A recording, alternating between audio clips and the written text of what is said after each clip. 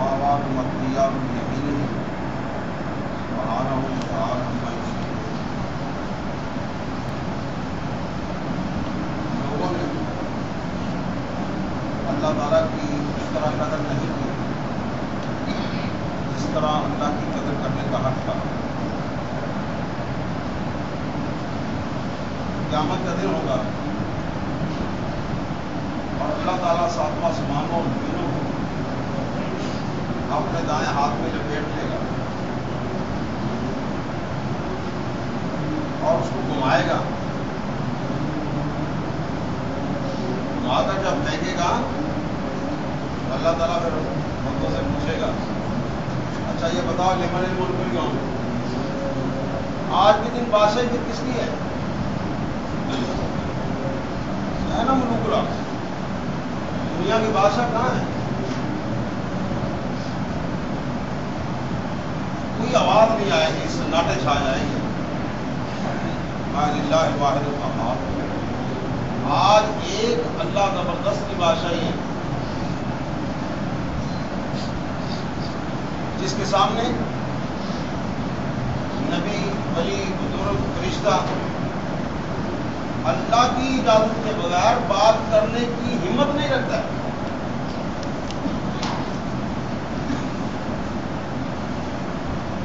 اور اللہ تبارک و تعالیٰ کی مخلوق کی طرف دیکھتے ہوئے اللہ تعالیٰ کی ذات کی حیبت انسان کے دل میں آنی چاہیے۔ اس دنیا کے اندر جتنی بھی ہے سپر پاور طاقتیں فرمایا اس میں جن بھی ہوں، انسان بھی ہوں، اس زمین سے آسمان کی چھت سے نکل ہی نہیں سکتے، ہماری آسمان کی چھت سے نہیں نکل سکتے، اس کے اندر بات ہے۔ اور پھر نبی صلی اللہ علیہ وسلم نے فرمایا صحابہ تمہیں پتہ ہے ایک آسمان سے دوسرے آسمان کا کتنا فاصلہ ہے؟ فرمایا 500 سال اگر کوئی سفر کرے اتنا بڑا فاصلہ، پھر دوسرے آسمان کا اتنا بڑا فاصلہ، اسی طرح ہر آسمان کے درمیان اتنا بڑا فاصلہ ہے، اور اس کے اوپر جو ساتوں آسمانوں کے اوپر جو کرسی ہے، اور اللہ کی کرسی اتنی بڑی ہے کہ یہ ساتوں آسمان اور زمین اس کرسی کے نیچے اس طرح آ جاتے ہیں جس طرح ٹوکرے کے نیچے مرغی اور اس کے بچے آ جاتے ہیں۔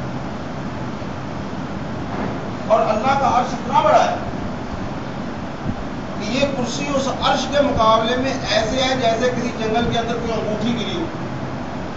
یہ کرسی جس کے نیچے ساتوں آسمان اور زمین آ جاتے ہیں اس عرش کے مقابلے میں اتنی چھوٹی ہے جس طرح کہ چٹیل میدان میں کوئی انگوٹھی پڑی ہو۔ اور اس کرسی نے واسع کرسی السماوات والارض، آسمان و زمینوں کو گھیرا۔ اس عرش کے اوپر اللہ تعالیٰ ہے اور اللہ تعالیٰ اس عرش کا بھی محتاج نہیں۔ الرحمن علی العرش استویٰ وہو مستغنی عن العرش، یہ عرش اگر نہ ہو تو اللہ پھر کدھر جائے؟ میں عرش اللہ کا محتاج ہے، اللہ اس کا بھی محتاج نہیں۔ اللہ الصمد، اللہ بے نیاز۔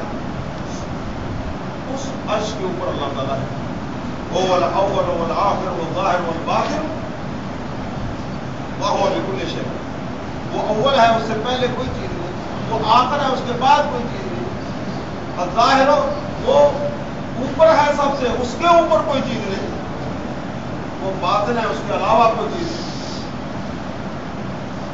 آسمانوں پر رہتے ہوئے، عرش پر رہتے ہوئے، پھر وہ اپنی پیدا کی تمام مخلوقات جس میں پرندے، درندے، کیڑے مکوڑے، انسان، حیوان، پرندے، جو بھی کوئی جس بولی میں جس زبان میں بات کر رہا ہے، ہر ایک کی یک وقت آوازوں کو سن رہا ہے اور ہر ایک کو جانتا ہے کہ وہ کدھر سے آواز دے رہا ہے اور پھر اس کی حاجت کو پورا کر رہا ہے۔ یہ اللہ رب العالمین ہے اور سب سے بڑا اور سب سے اونچا ہے۔ اس لیے مؤذن جب اذان دیتا ہے کہ اللہ اکبر، اللہ اکبر، اللہ سب سے بڑا ہے، اللہ سب سے بڑا ہے، اس وقت انسان کو کچھ سننا چاہیے۔ جس آسمان کی طرف ہم منہ کرتے ہیں اس سے اس کی کرسی بڑی ہے، اس کرسی سے اس کا عرش بڑا ہے اور اللہ تبارک و تعالیٰ سب سے بڑا ہے۔ اتنی بڑی ہیبت اور جلال والا اللہ، اس کا نام آیا ہے کہ اللہ اکبر، اپنے کام چھوڑو اس اللہ اکبر کی طرف آؤ، نماز کی طرف آؤ. یہ انسان اس کے جاؤ جلال اور اس کی ہیبت سے اس لیے ٹس سے مس نہیں ہو رہا. عادت کیوں؟ یہ اللہ تعالیٰ کی ہیبت اور اللہ کے جاہ جلال کو یا اللہ کے خوف کو اپنے سینے میں جگہ کیوں نہیں دے رہا؟ صرف اللہ تعالیٰ نے اتنا ہی کہا تھا وقودھا الناس والحجارہ، ہم جہنم کے اندر لوگوں کو پھینکیں گے اور پتھر کو پھینکیں گے. پتھروں نے رونا شروع کیا، اتنا رونا شروع کیا کہ نہریں بڑھ گئی، دریا بن گئے. انسان تو روتا ہوا نظر نہیں ہے. یہ کب روتا ہے؟ تو کاروبار میں نقصان ہو جائے تب روتا ہے، اس کا کوئی فوت ہو جائے تب روتا ہے، اس کو اپنی کوئی ذاتی کوئی اس کو پریشانی آ جائے تب روتا ہے. یہ اللہ کے خوف سے نہیں روتا ہے، حالانکہ اس کے دل کے اندر کوئی ہڈی نہیں ہے، کوئی سختی نہیں ہے. آپ ایسے پکڑے کہ دل کے 2 ٹکڑے ہو جاتے ہیں، لیکن یہ اللہ کے خوف سے نہیں. اللہ اکبر. اس لیے اس نے اللہ کے جاہ جلال کی اللہ نے اس سے شکوہ کیا ہے کہ آخر میں نے یہ ساری کائنات جو بنائی ہے کس کے لیے بنائی ہے؟ اس حضرت انسان کے لیے بنائی ہے. آخر سورج جو طلوع ہوتا ہے اور غروب ہوتا ہے، جو اس کی روشنی ہے اور اس کی توانائی ہے، اس سے فائدہ کون اٹھاتا ہے؟ لوگ کپڑے دھو کر خشک کرنے کے لیے کیا آگ جلاتے ہو؟ دھوپ میں ڈال دو تھوڑی دیر میں سے. اس کی روشنی کے سامنے تمہاری لائٹیں بند ہو جاتی. کوئی اگر موٹر سائیکل کی گاڑی کی لائٹ بن جائے تو دور سے اس کو آواز دے بند کر. کہتے ہیں سورج کے سامنے یہ روشنی اچھی نہیں لگتی ہے. جب ہم اس کو کہتے ہیں اللہ کا رسول روشن آفتاب ہے، یہ قرآن پاک نور ہے، اس روشنی کے سامنے کسی امام کی بات اچھی، کسی امام کا دیا اچھا نہیں لگتا ہے، یہ روشنی جب پھر وہ کہتے ہیں ہمارا دیا صحیح ہے، ہمارا دیا فلانے امام کا نہیں، سارے اماموں کے دیے محتاج ہیں. یہ جو دیا اللہ یریدون لیطفئوا نور اللہ بافواہہم واللہ متم نورہ ولو کرہ الکافرون هو الذی ارسل رسولہ بالہدی ودین الحق لیظہرہ علی الدین کلہ ولو کرہ المشرکون. اللہ تعالیٰ نے جس نور کو جلایا ہے اس کو یہ بجھانا چاہتے ہیں اپنے منہ کی پھونکوں سے. فرمایا جو اللہ تبارک و تعالیٰ نے وہ نور کتاب کی روشنی میں دیا ہے اور محمد رسول صلی اللہ علیہ وسلم کو لے کر بھیجا ہے، اس روشنی کو ختم کرنے کے لیے اپنی تعلیمات اپنے فرمودات کے اور فرمایا کہ انہوں نے اللہ کی قدر، اللہ تعالیٰ نے جو چیز دی تھی کہ یہ تمہارے فائدے کی چیز ہے، تمہارا مکمل ضابطہ حیات ہے، اس پر عمل کرنے سے تمہاری آخرت بہتر ہو جائے گی اور جنت تمہارا انتظار، تم جنت کے نہیں جنت تمہارا انتظار کرے. انہوں نے اس کو چھوڑ کر وہ دوسری روشنیاں ڈھونڈنے کی کوشش کی جس سے جنت جو ہے تمہیں نہیں ملے گا، جہنم اس کا انتظار کرے. اللہ کے جاہ و جلال کو سمجھو، اللہ کی ہیبت کو سمجھو. رسول اللہ صلی اللہ علیہ وسلم نے جب وہ حدیث بیان کی کہ اگر اللہ کوئی بندہ ایک دفعہ اتنا سا پڑھ لے سبحان اللہ و بحمدہ عدد خلقہ ورضا نفسہ وزنۃ عرشہ ومداد کلماتہ، تو بہت کرے. پاک ہے اللہ تعالیٰ اپنی حمد کے ساتھ. یہ عدد خلقہ، اتنی ہم اللہ کی پاکیزگی بیان کرتے ہیں جتنی اس کی مخلوق کی تعداد ہے. آپ اللہ تعالیٰ کی مخلوق کو گن سکتے ہیں؟ فرمایا آپ مخلوق کو کیا گننا، وَإِن تَعُدُّوا نِعْمَتَ اللَّهِ لَا تُحْصُوهَا، اگر اللہ کی نعمتوں کو شمار کرنا چاہو تو نعمتیں نہیں شمار کر سکتے جتنی اللہ نے انسان کو نعمتیں دی. آپ مخلوق کو کیا جس طرف چلے جائیں آپ اللہ کی مخلوق، آپ سبزیوں اور ترکاریوں میں چلے جائیں، فروٹوں میں چلے جائیں، مچھلیوں میں چلے جائیں، ان کی قسمیں اور دیکھیں آپ شمار نہیں کریں. جتنی اس کی مخلوق کی تعداد ہے میں اتنی اس اللہ کی حمد بیان کروں.